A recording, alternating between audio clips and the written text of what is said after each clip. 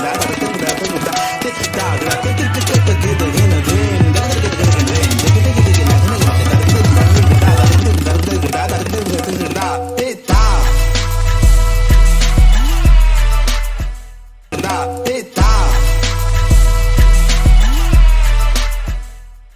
interesting presentation by Iftikhar Salahuddin on Jerusalem, a journey back in time. So over to you, ma'am, for a little introduction. معزز خواتین و حضرات، آپ سب کو یہاں دیکھ کے بیحد خوشی ہو رہی ہے، کیونکہ ڈاکٹر صاحب کی محنت کا صلہ تو خیر ہم دے نہیں سکتے، لیکن یہ بات بہت قابل غور اور قابل تعریف ہے کہ ایک مصروف آدمی کس طرح اپنی زندگی سے اتنا وقت نکالتا ہے کہ وہ ہم سب کے لیے کسی نہ کسی طرح کی معلومات کو مہیا کرتا ہے۔ آج جو کتاب، جس سلسلے میں آج کی تقریب ہے، یہ جو آپ کتاب دیکھ رہے ہیں، جروسلم کے بارے میں ہے۔ آج کل جو کچھ وہاں پہ گزر رہی ہے، ہم سب اس سے واقف ہیں، لیکن یہ کتاب چونکہ پہلے لکھی گئی ہے، اس لیے آپ کو یہ تاریخی جو پس منظر ہے وہاں کا، اس کے بارے میں بتلائے گی، اور کیسی دلکشی اور کتنی خوبصورتی وہاں پر موجود ہے اس کا بھی آپ کو اندازہ ہوگا، کیونکہ ڈاکٹر صاحب صرف لکھنے کے ماہر نہیں ہیں، تصویریں کھینچنے بھی ان کو بہت اچھی آتی ہیں۔ مجھے زیادہ تو علم نہیں، لیکن اگر پاکستان میں یا کہیں باہر ہوتے تو شاید یوسف کوش وغیرہ کی طرح کے بڑے فوٹوگرافر ہو جاتے۔ تصویریں کھینچنا اتنا آسان کام نہیں جتنا کہ ہم سمجھتے ہیں۔ کیمرے کی آنکھ کے پیچھے ایک ذہن ہوتا ہے اور ایک دل کا درد ہوتا ہے جو اس تصویر میں آپ کو نظر آتا ہے۔ فلسطین کے جو حالات ہیں آج آپ لوگوں سے پوشیدہ نہیں، اب تو لوگوں نے مارے خوف اور وحشت کے وہاں کی تصاویر ٹی وی پہ دیکھنا بھی چھوڑ دیا۔ ڈاکٹر صاحب کی ایک اور مایہ ناز تصنیف ایران کے بارے میں بھی ہے، جو اس سے پہلے شاید آپ لوگوں کی نظر سے گزری ہوگی۔ ایران کا بھی پس منظر، اس کی تاریخ، تمام باتوں کو انہوں نے اس اپنی کتاب میں اس کی عکاسی کی ہے۔ کہیں عجیب سا لگتا ہے اور کہیں ایک درد مندی کا احساس ہوتا ہے جب ایران میں آپ آریہ مہر شہنشاہ ایران کی قبر دیکھتے ہیں۔ اسی طرح جروسلم میں آپ کو جو یادگاریں نظر آئیں گی تو آپ کو محسوس ہوگا ان تصویروں سے کہ اس فضا میں میرے آقا کے نفس کی خوشبو، یعنی ان کی سانسوں کی خوشبو وہاں موجود ہے۔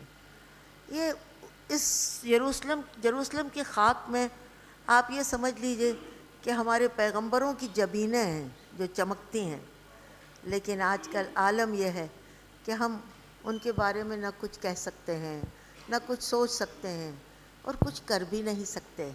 ہمارے اپنے حالات اس طرح کے ہیں کہ کس کی شفاعت کریں، کسے پوچھیں، کس طرف جائیں۔ بہرحال یہ کتاب اپنی حیثیت سے میں سمجھتی ہوں کہ بہت مقبول بھی ہوگی، بہت لوگ اس کو بڑی دلچسپی کے ساتھ پڑھیں گے اور ان تصاویر کی خوبصورتی سے بھی آشنا ہوں گے جنہیں ہم پیچھے چھوڑ آئے ہیں۔ ڈاکٹر صاحب کے لیے میرے دل میں صرف دعا ہی دعا ہے، خدا کرے کہ یہ شبنم یوں ہی برستی رہے، اسی طرح کتابیں لکھتے رہیں اور اسی طرح لوگوں کو شفا پہنچاتے رہیں، ذہن کی بھی، سوچ کی بھی شفا اور جسم کی بھی شفا۔ اللہ تعالیٰ انہیں خوش رکھے، آمین۔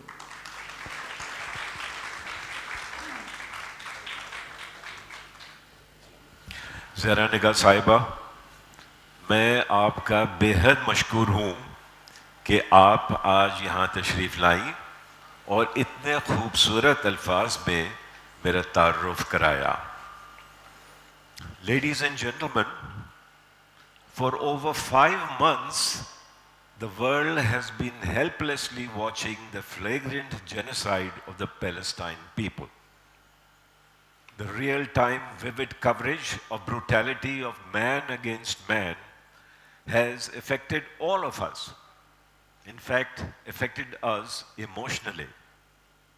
The Zionists have dehumanized the proud Arabs of Gaza and snatched from them their identity and even their history. But Palestine is as ancient as time, and its history is rich with stories of prophets who walked on this land. I am fortunate to have visited Palestine on 2 occasions, and while there, Naseem and I stayed in Arab hotels, traveled in public transports, walked their broken streets, had meals in their simple homes, and listened with bleary eyes the saga of their endless struggles to simply live in dignity. In the next 45 minutes, I will take you back in time to the very genesis of the history of the region. This then is the story of the land that was. 4,000 years ago, a severe drought and famine descended on Mesopotamia, which is now Iraq. According to the book of Genesis, the Lord said to Prophet Ibrahim, "Go from this your native land and from the father's house and to the land that I will show you." In search of food and water, Hazrat Ibrahim led the tribe of Israelites, whom we call Bani Israel, from the city of Ur, and they headed west. They reached Canaan, which lies between the sea and the river, Mediterranean Sea and the Jordan River. The Jews claimed that this was the land promised to them by the Lord. Hazrat Ibrahim settled in Canaan, and it was here that the Lord asked him to sacrifice his most beloved possession.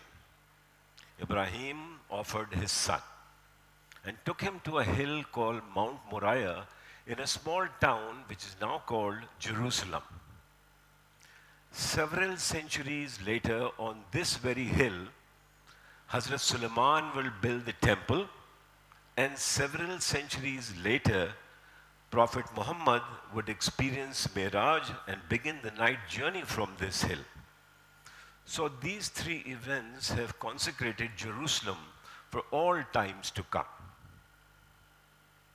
Hazrat Ibrahim and his family are buried in the tomb of the patriarchs, which we also call Harm al-Khalil, and it is in Hebron, which is only 30 miles from Jerusalem. It is the oldest city on earth. And until 1967, the Jews were not allowed in this city, and they could only enter the tomb. In fact, they could not enter the tomb and stand on the steps to pray. Hebron is a very volatile city. The Jewish settlers and Arabs frequently clash, and the city can be shut down at a very short notice and remain shut indefinitely. So we took a chance and got a taxi with the Palestinian number plates and entered the heavily guarded tomb of the patriarchs to offer our Fatiha. The tomb of the patriarch is divided into a Muslim section, which is also a mosque, and a Jewish side, which is a synagogue. Hazrat Ibrahim is buried in the cave below, and to see his grave, you have to peer down this shaft. A small candle marks his grave. Also buried in the tomb is Hazrat Ibrahim's wife Sarah, Hazrat Iftikhar, Hazrat Yaqub, and his son Hazrat Yusuf. Muslims are never allowed on the Jewish side of the bit of this temple or this place of burial, and the Jews can only come on the Muslim side for the 3 days which are reserved for Easter and Passover. 200 years after Prophet Ibrahim passed away, Canaan was hit by famine, and Israelites were again on the move in search of food. This time, they headed for the rich Nile Valley. And here they were forced into bondage by the cruel pharaohs and were reduced to servitude and slavery.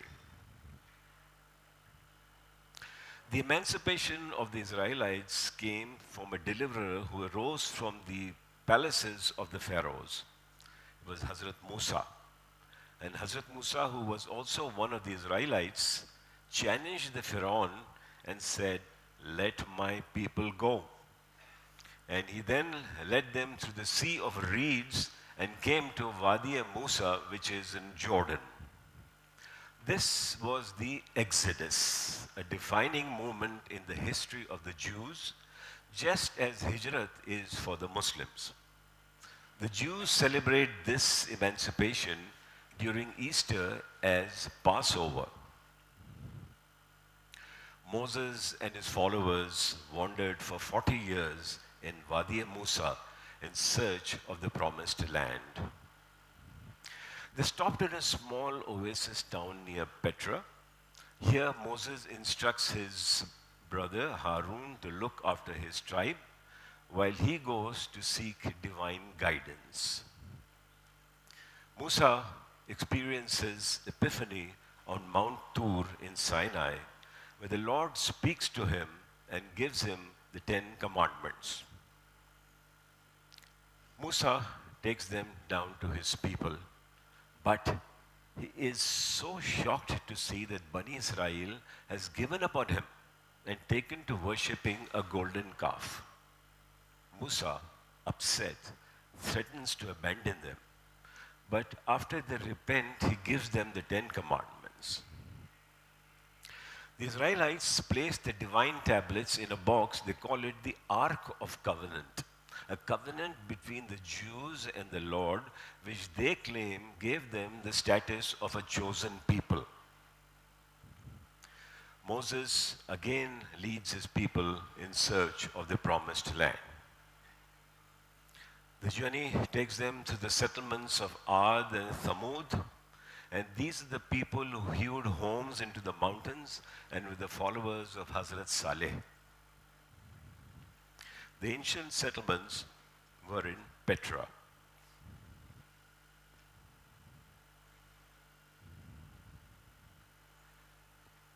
Moses finally reaches the promised land across the river Jordan.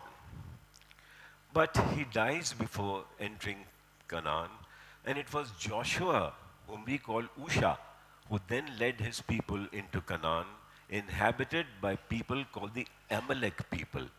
They were the enemies of the Israelites. The Torah instructs the Israelites to occupy Canaan by force and kill the Amalek people, men, women, children, even infants.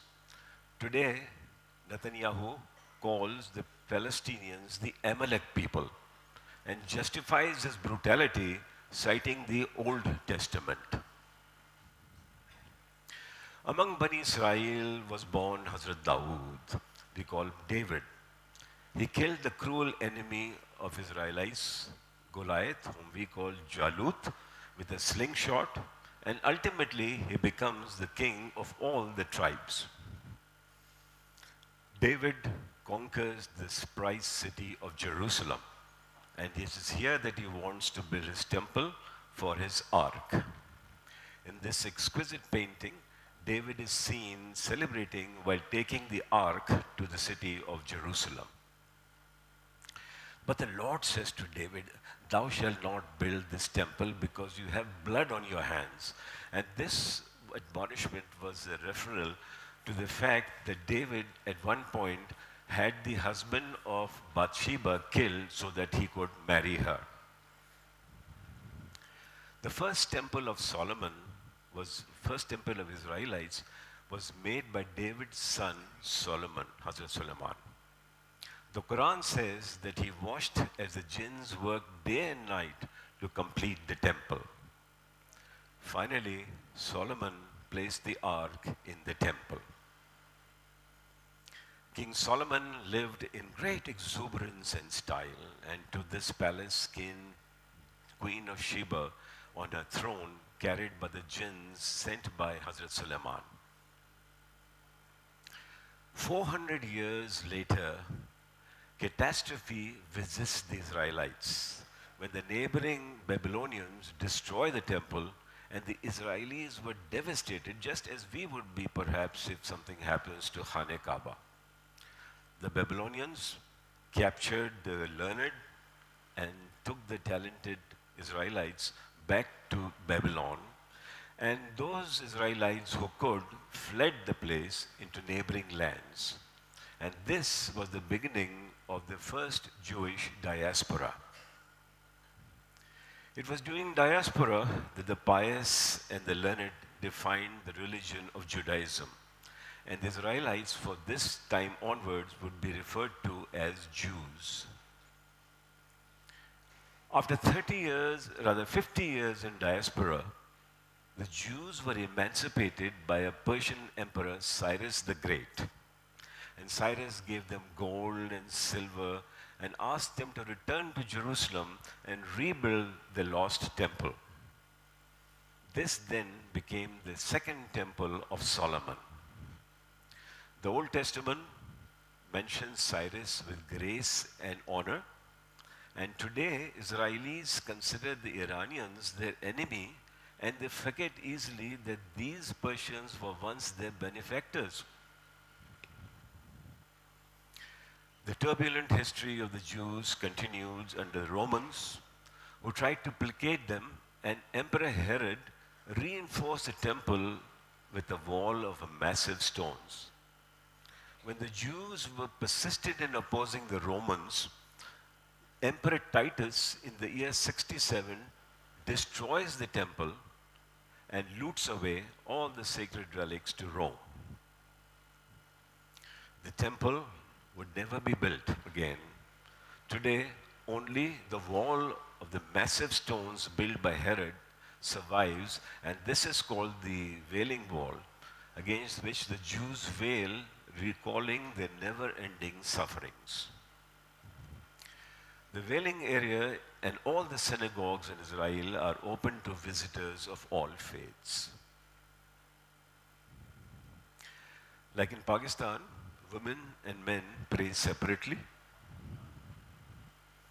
They write their prayers and place them in the crevices between the stones, just as we do in the dargahs and mazars.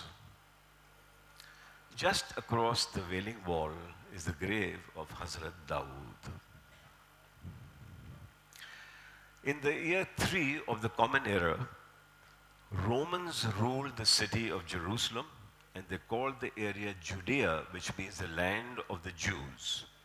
The second temple of Solomon had not been destroyed at that time, and in that year, a child was born to Bibi Maryam in the city of Bethlehem. We took a public bus from Jerusalem to Bethlehem, and this is in the West Bank. It's a distance of only about perhaps 12 kilometers, but it took the bus about 2 hours to get there, and was stopped several times on the way for the security to check the hapless Palestinians. We were obviously foreigners who were spared the indignities. The bus passes through some of the more modern stretches of non-Arab West Jerusalem.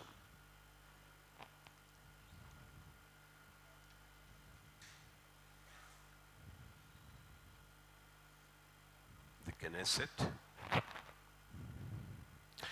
Bethlehem, like all West Bank cities, is enclosed by the infamous wall. It is 40 feet tall, complete with watchtowers and razor wire fences.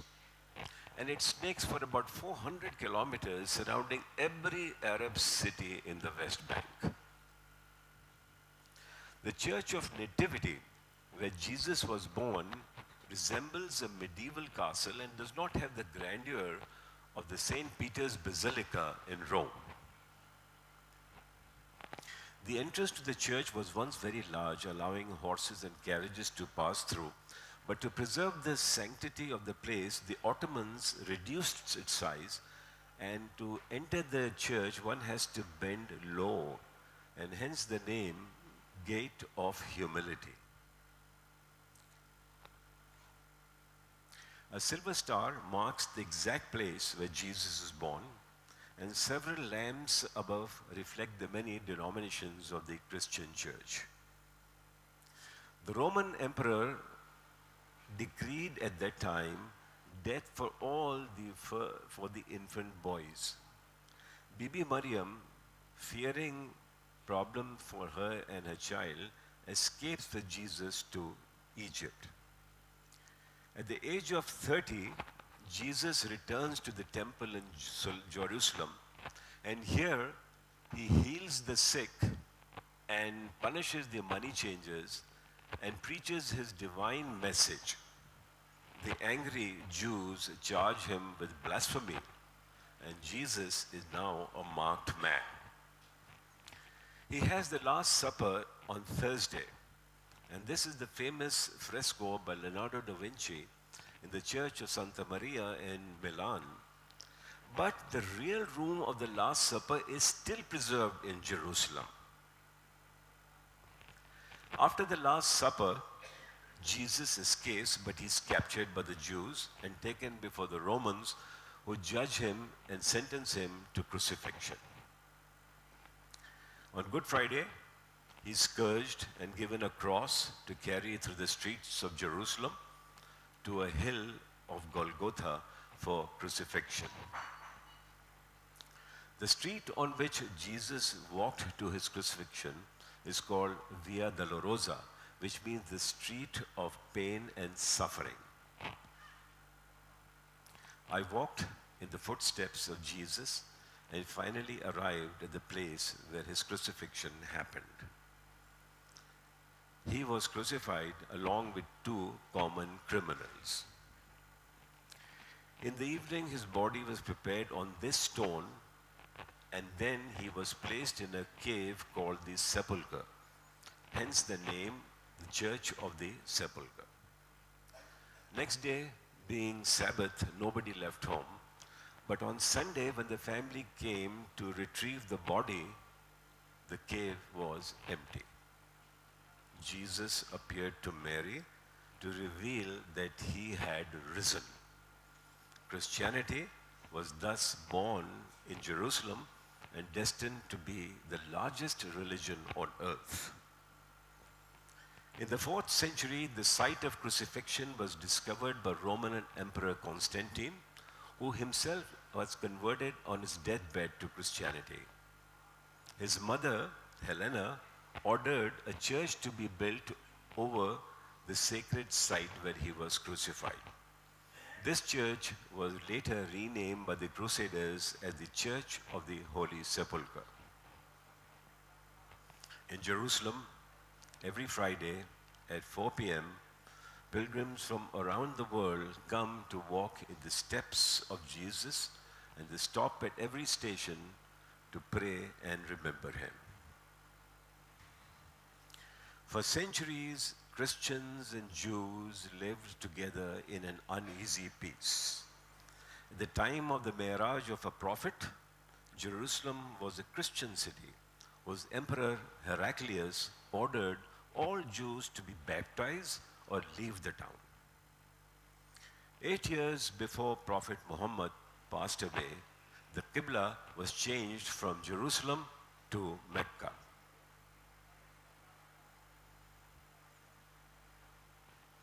Six years after the passing away of our prophet, Hazrat Umar ibn Khattab won the epic battle against the Romans and marched towards Jerusalem. Sophronis, the Christian patriarch of Jerusalem, realized the futility of confronting the Muslim army, and he sued for peace. But he insisted that the surrender would happen only if Hazrat Umar comes personally to Jerusalem to accept it. This is the Damascus gate where Hazrat Umar accepted the surrender. It was a custom with Khalifa Umar to take turns with his servant to lead the camel. And when he reached the gate of Jerusalem, it was his turn to lead the camel. His clothes were patched, and there was an air of modesty about the Muslim Khalifa. The Christian patriarch, on the other hand, was attired in regal finery, and the onlookers were surprised to see the Muslim Khalifa embody modesty and poverty, the values so cherished in Christian faith. The Khalifa first wanted to pay homage to the place where a prophet experienced the Miraj. The patriarch insisted that he first visit the church of the sepulchre where the crucifixion had happened. The Khalifa agreed. When it was time for the Zohar prayers, Hazrat Umar asked the Christian patriarch, could he pray? And where can he pray? The Christian patriarch said, why don't you pray right here in this church? Hazrat Umar said that if I pray in your church, my followers would take that as permission to occupy Christian territories in Jerusalem. I would like to pray outside. So he asked all his followers to step out and make a congregation on the streets of Jerusalem. He then approached Hazrat Bilal and asked him to give the azan. Hazrat Bilal said, I have not given azan since Prophet Muhammad has passed away, and I will not. Hazrat Umar pleaded with him and explained to him that this is a very special day. Islam has arrived in a place where it used to be the Qibla of Muslims. This is the first salat which is being offered. And he said, if you give the azan, Allah and His Prophet Muhammad would be pleased with you. There was a long hush. And when Hazrat Bilal stood, and when his sonorous voice rose to the skies in azan, there was not a single dry eye in the congregation. Hazrat Umar wept bitterly and could barely lead the prayers. Hazrat Umar then comes to the rock of a prophet, and he's so surprised to see that it is a garbage dump for the city of Jerusalem. He knelt down and started cleaning the refuse with his own hands. And then he ordered a mosque to be built near the rock. And that was the first mosque made in Jerusalem. It was a very small and a modest mosque which could accommodate perhaps only 100 or 200 people. There weren't many Muslims in Jerusalem. And he then was told that there are no Jews here, and they used to be living here. So Hazrat Umar invited 70 Jewish families to return to their homes in Jerusalem. And this act of Hazrat Umar is remembered by the Jews. A large square in the Jewish sector of Jerusalem is named after Hazrat Umar. But the memory is desecrated by the Zionist flag. After the righteous Khalifas began the Umayyad dynasty, and the Umayyads moved the capital from Medina to Damascus. But every Khalifa of the Umayyad dynasty came to Jerusalem to take the oath of office. When the fifth Umayyad Khalifa Abdul Malik came here, he observed that the people were in awe of the Christian church and what was happening inside. So he decided to build an imposing Islamic edifice in the city which would be unmatched in beauty and in grandeur. He built the magnificent dome over the rock of the Miraj, hence its name, Dome of the Rock. This was in the 7th century, and 1300 years from then till today, it is the most recognized icon of Muslims and Palestine. I must stress here that the dome is not Masjid-e-Aqsa. In fact, it is not even a mosque. The Masjid-e-Aqsa would be built several decades later, quite away from the Dome of the Rock. Today, however, Masjid-e-Aqsa and Dome of the Rock are collectively referred to as Harm-e-Sharif. Muslims can, of course, visit the shrines, but they have to follow a procedure. The Jewish guard sitting outside the gate will call somebody from inside, and a Palestinian person would come and then ask me to recite Surah Fatiha. I did. Then he asked me to recite Surah Akhlas. I did. And all this while, the Jewish guards who are very well familiar with the Islamic ayats would nod the head every time you recite and would shake the head if you make any mistake. And I was wondering, if he's going to ask me to recite Du'a Khanut, I'm going to be out. They can't get into this place. Jews who believe that the Temple of Solomon once stood here come to visit the place, but they're not allowed to enter the Dome of the Rock. They can only stand on the steps and pray, and then only with the Jewish guards with them. The Ottomans under Sultan Suleiman the Magnificent replaced the facade with tiles and which are inscribed by Surah Yasin and Surah Akhlas. Below the dome is the cave in which we believe a prophet led a congregation of past prophets. Several years after the dome was completed, Umayyad Khalif al-Walid built Masjid al-Aqsa on the same place where the original mosque of Hazrat Umar stood. Al-Walid is the same Umayyad Khalifa who invaded Spain, who invaded Sindh, and invaded Central Asia, all in the same year, 711.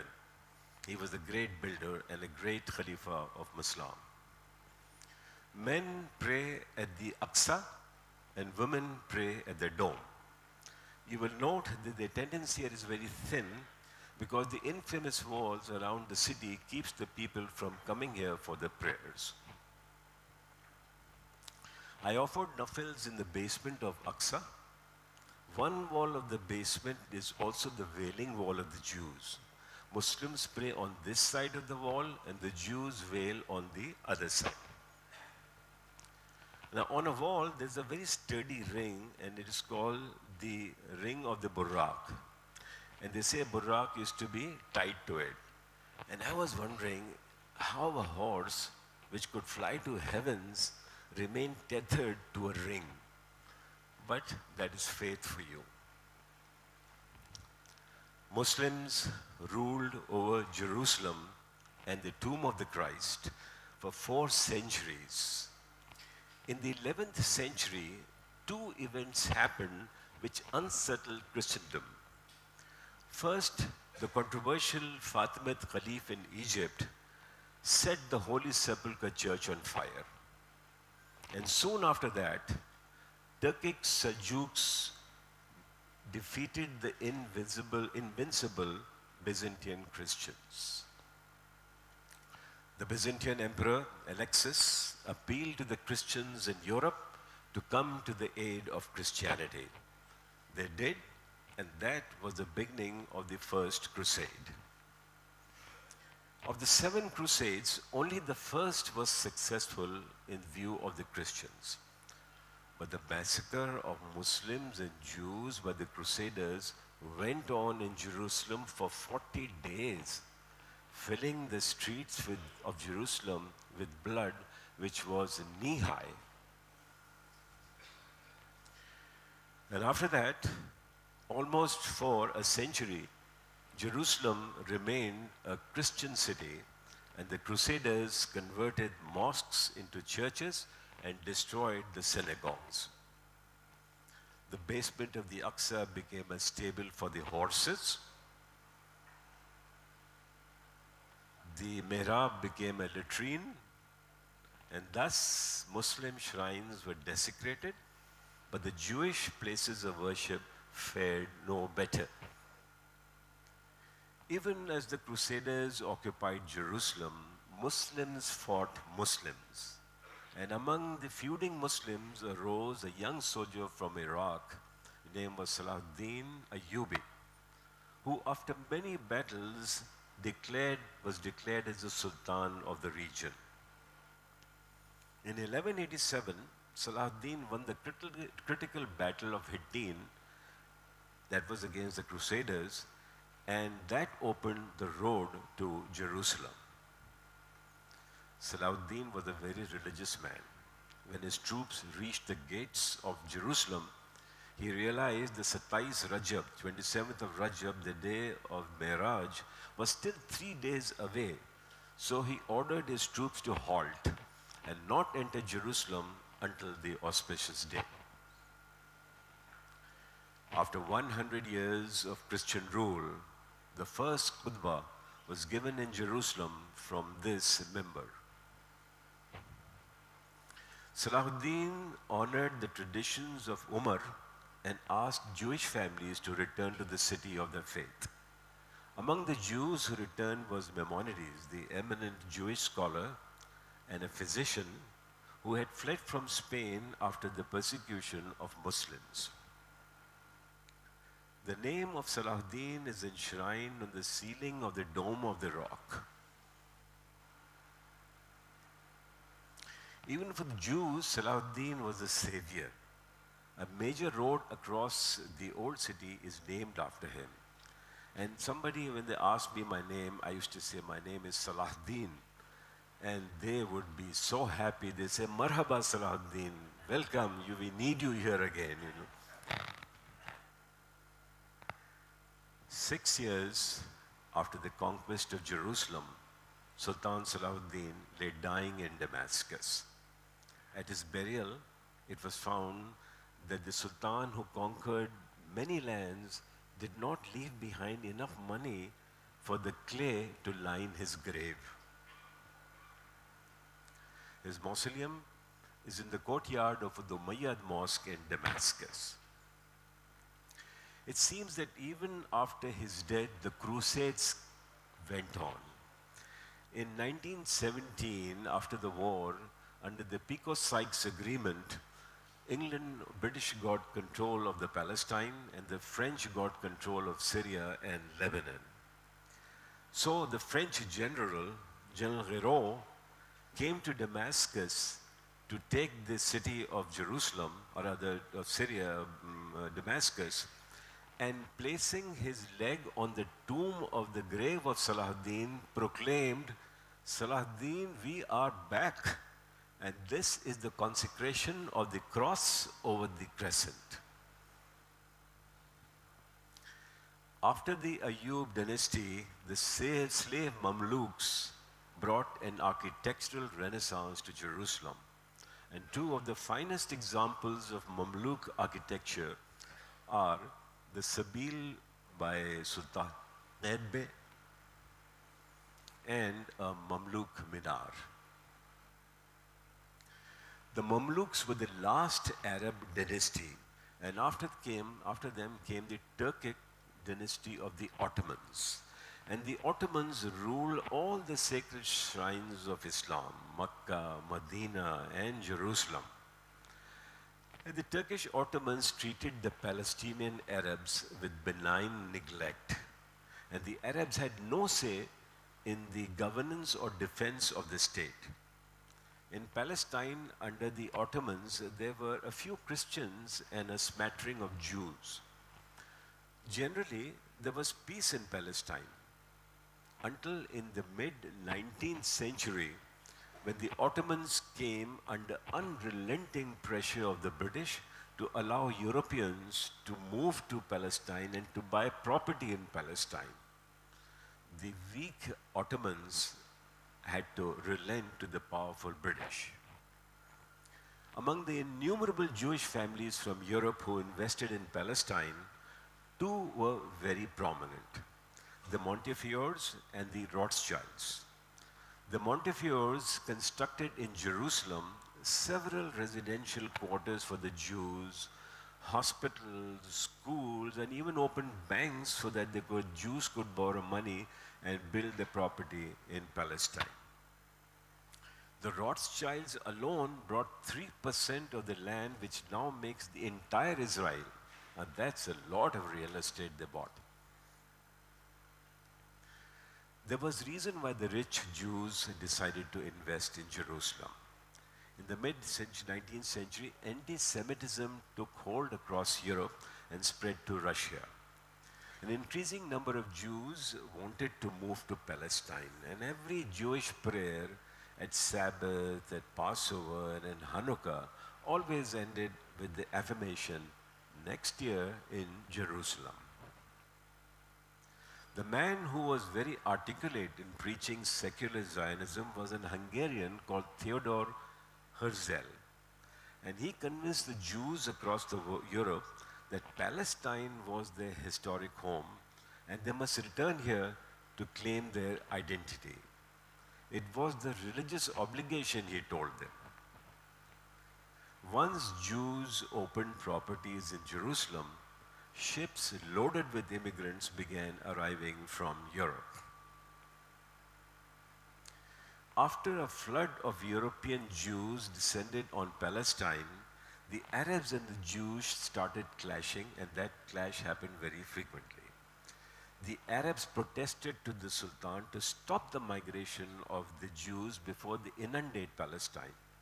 But the Ottomans in Istanbul couldn't care less for the travails of a minority Arabs. They had other headaches, and the most important was the First World War, which was around the corner. And for them, it was a peripheral issue of migration and wasn't worth antagonizing the Europeans over. The British were also very upset with the profligate Ottomans and called them the sick man of Europe. Consequently, the Ottomans needed a European patron for sustaining their economy. And they reached out to whom? Germany.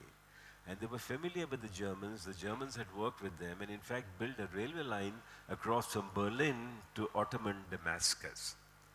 So Kaiser Wilhelm II arrives in Istanbul and the Ottomans decide to side with the Germans instead of the British.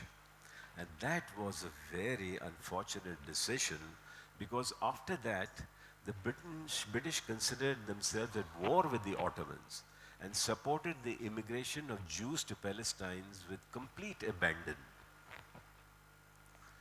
As the war raged on, Britain's Prime Minister Lloyd George, who was a consummate student of Old Testament and was once a barrister for the cause of Zionism, asked his Foreign Secretary Balfour to officially declare the British support for the Jews in quest of the homeland in Palestine. This declaration radically changed the status of the Zionist movement. Promised by a major power gave the Zionists international recognition, which converted their movement from a quixotic dream to an achievable plan. The Jews were ecstatic. 5 weeks later, the war cabinet asked General Allenby to occupy Palestine. And he said, do it before the new year and think of it as a gift to the people of England. Give Jerusalem as a Christmas present to England. Allenby, before entering Jerusalem, dismounts from his horse in respect for the sacred city. And at that day, there was celebration across Christendom. Bells of Westminster pealed, and for the Christians it was a great day. Jerusalem, after 700 years of occupation by the Muslims, was again in the hands of the Christians. And this time, unfortunately, it was a permanent move. The Balfour Declaration led to a full-scale hostilities between the Arabs and the Jews. The British formally assumed mandate over Palestine to govern the region under the United Nations. The British, to placate the Arabs and appear even-handed, they tried to limit the number of Jews migrating from Europe to Palestine. The Jews didn't like that. And the terrorist wing called the Haganah, which was headed by a future Israeli Prime Minister Menachem Begin, blew up the British headquarters in King David Hotel in Jerusalem. The British were rattled after being blamed both by the Arabs and the Jews. They had no legal standing in distributing the lands to the Jews or to the Arabs, so they washed their hands off and asked the United Nations to sort out the mess.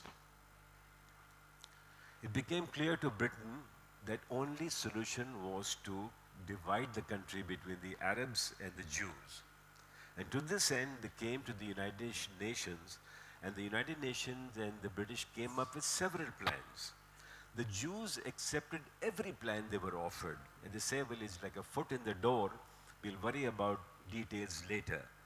But the Arabs did not want to yield even 1 inch of the land to the Jews. So all the plans offered to the Jews and the Arabs went nowhere.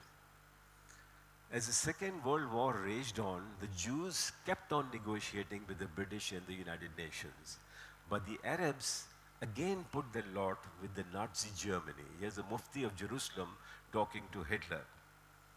They thought that Germany will win the war and deliver entire Palestine to the Arabs. Unfortunately, they lost.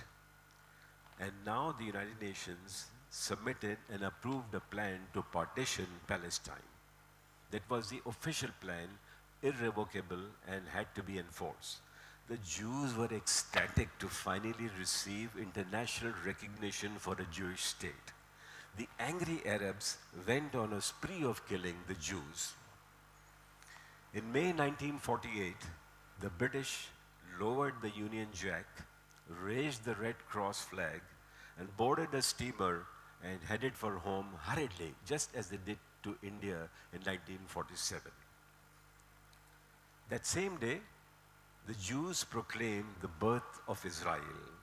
And within 10 minutes, President Truman recognized the new state of Israel. What did the Arabs do? Abdullah, son of Sharif of Mecca, who was king of Transjordan, which was the name of the present Jordan then, he asked his British General John Glubb, who is also known as Glubb Pasha, to invade the West Bank and negotiated with the Jews' leadership to declare himself the king of Palestine. That's what the Arabs did in 1948. Once Israel came into existence, the military wing of the Jews went into action. The Haganah launched a blistering attacks on every small village of Arab world, especially Deir Yassin, which will go down in the history for cruelty of the Jews against the Arabs. The petrified Arabs fled the homes and headed towards Transjordan. The Nakba, which in Arabic means catastrophe, had started.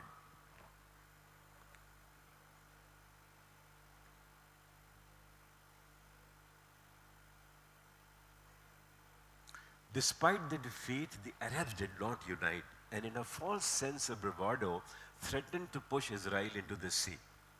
But in 1967, the Israelis launched a blistering attack on the Arabs, and within 6 days took over the entire Palestine. Jerusalem, for which Muslims and Jews fought together for 40 days against the Crusaders, were lost in merely 6 days. Jericho, Hebron, Gaza, which were all under the Muslim control for centuries, was lost in 1 week. The Palestinians gradually settled in the West Bank and built modest homes and grew olive on the slopes. But the precious little land the Palestinians could salvage was chiseled away by the vicious breed called the Jewish settlers.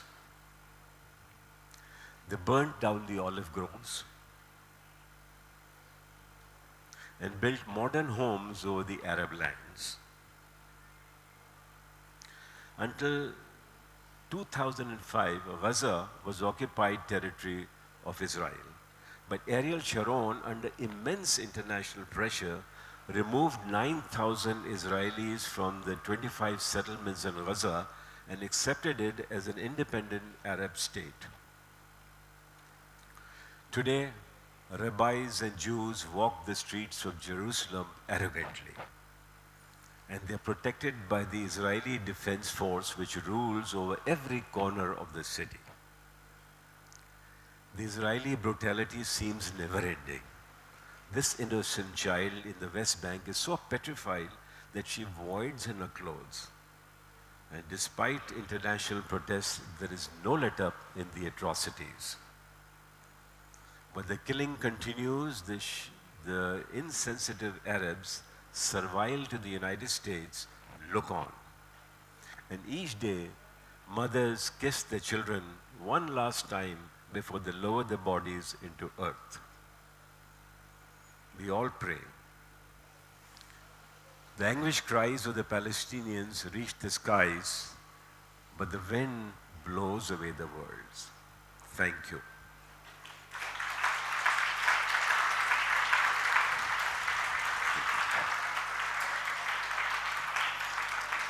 I'll be happy to answer any questions if you have.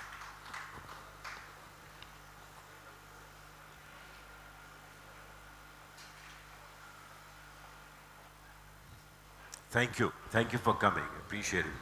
Thank you. So no questions?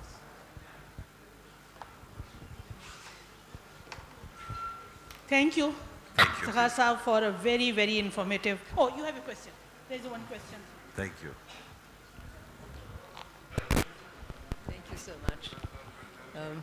Thank you, Janab. Dr. Iftikhar Salahuddin. There's a question from... I don't have a question. I please, just thank want you. to appreciate, which I think every single person does in this hall, the magnificent presentation, Thank you. walking us through the thousands of years of history, making it live, meaningful, and bringing us to the present. Absolutely amazing. Thank you, Shanaz. First of all, thank you. Thank My you. second thought, sir, is that as an educationist, I keep thinking, how can we bring this to millions and millions of our Pakistani youth, to more and more people, well beyond this hall, so that people are well informed, they understand the past, our history, and what really happened. Although I know students study this within the two covers of their textbooks, but it's never as poignant and as stimulating as your presentation. Thank you. So my request to you, Dr. Iftikhar Salahuddin, is kindly do something with modern social media, audio-visual. Let this go viral. Let this go around the world. Let's put this together as a Thank you. course and send it out everywhere. Thank you, Shanaz. I'd be happy to do when I have an opportunity. Absolutely. Thank you. Thank you. There's a question this year.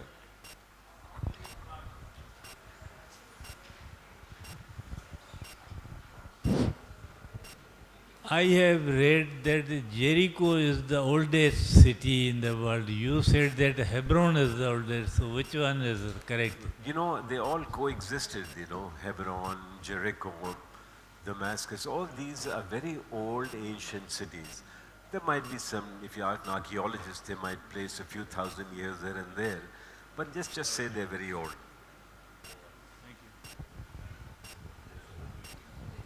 So one more?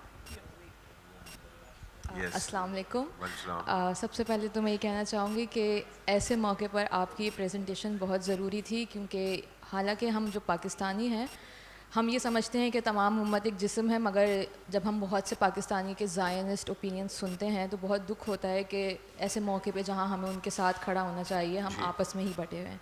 तो बहुत शुक्रिया कि आप ये मौजू सामने लेकर आए और इतनी खूबसूरती से कि मुझे लगा कि वो तमाम मनाजिर और वो तमाम जज्बात मैं उन सब से ऐसे गुजरूँ जैसे मैं वहाँ मौजूद थी। तो सबसे पहले बहुत शुक्रिया। और दूसरी बात ये कि आपका क्या ख़्याल है कि पाकिस्तानी होने के नाते जबकि हमारे अपने नज़रिया इतना आपस में टूटा हुआ है कि अगर हम किसी से बात करना चाहें इस मौजू पर, ख़ास तौर पे फ़लस्तीन के, तो हमें सोचना पड़ता है कि क्या तो न्यूट्रल स्टांस है या तो हम ज़ायनिस्ट के साथ खड़े हुए हैं। तो ऐसे में आपका क्या ख़्याल है? और सेकेंडली ये कि आप वहाँ होकर आए हैं, आपने वो सारी तारीख़, वो सारी चीज़ें अपनी आँखों से देखी हैं, तो अब जबकि उनमें से अक्सर चीज़ें अपनी जगह मौजूद नहीं हैं, तोड़ी जा चुकी हैं, मस्मार हो चुकी हैं, तब आप इस हवाले से क्या महसूस करते हैं? दुख होता है, दुख होता है। दुख इस बात का होता है कि हम मुसलमान बेबस खड़े हैं और हम अरब ख़ास तौर पे जो कर सकते हैं इनके लिए कुछ वो नहीं करते, you know। और जैसा हाल में प्रेसिडेंट बाइडेन ने से कहा कि I am very sad to see so many deaths happen. He is talking like a journalist when he should be talking like a president of a country which is totally responsible for all that is happening, and he is helpless only in front of the voters. So Pakistan मजबूर है, हम कुछ कर नहीं पाते, हम दुआएं कर सकते हैं. Dr. Rehana Kamal. What I was just saying is that I've heard your talk and I've read your book, but today it was absolutely outstanding. Thank you you. touched our hearts. Thank you, thank you, thank you, thank you, thank you. It was the right time, Yes. and the way you presented it, honestly, I think many people have wet eyes just now. Thank you, thank you. The appreciate thing is, what my question is, or maybe a comment, that we as Pakistanis have done nothing. it. Yes, And our TV, even all our media, our newspapers, Ji. never show the atrocities that are going on.